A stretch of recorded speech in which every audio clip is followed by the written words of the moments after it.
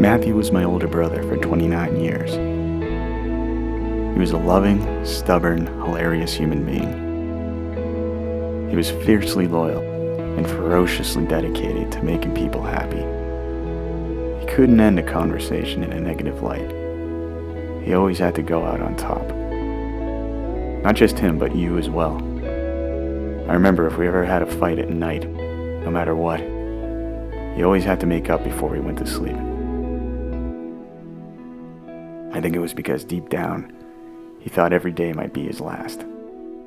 Whenever I'd come down on him for doing something reckless, he'd just tell me, matter-of-factly, you're gonna be dead a long time. He might not have broken out of his shell or stepped out of his bubble much, but in his world he did everything his way. Throughout his life, Matthew wandered. And even if he was lost, the one constant thing he was always good at was making us laugh. Matthew was hands down the funniest person I've ever known. My mom told me when I was a baby he'd make me laugh every day. I think that joy never left me. There are just some people in life that if they think something's funny, you're gonna think it's funny too. Matthew was that person for me.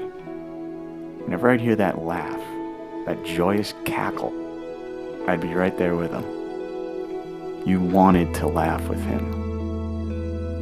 That laugh was so identifiable. If you knew him and you heard that laugh somewhere, it brought a smile to your face no matter what. It was the calling of a good time.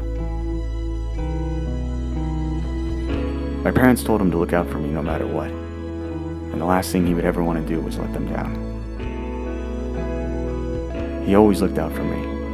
Even when I was a brat, he was always there. He always let me win.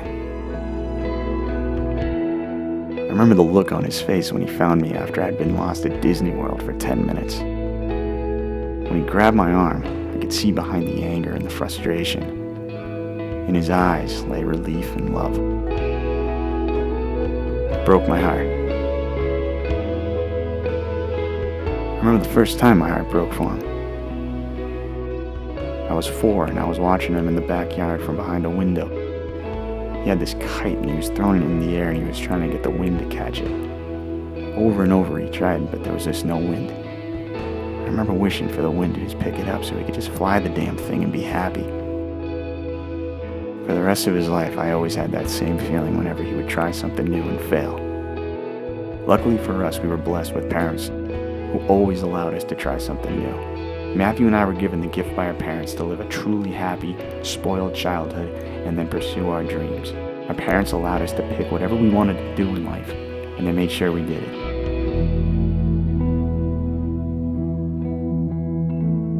My father is selfless incarnate.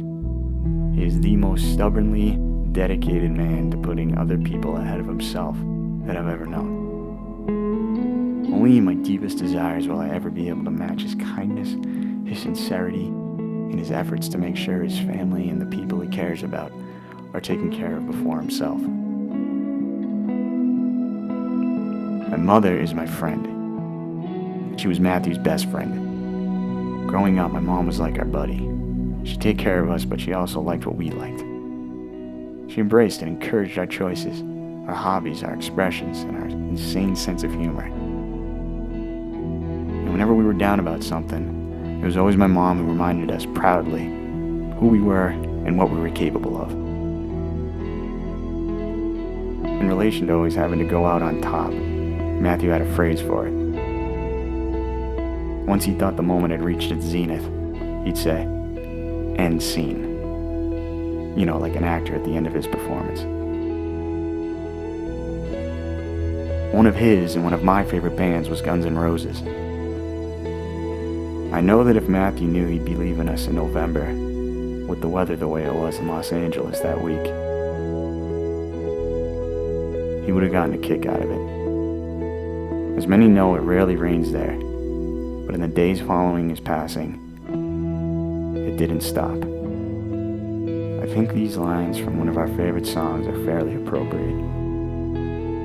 So never mind the darkness, we still can find a way. Nothing lasts forever, even cold November rain. I love you.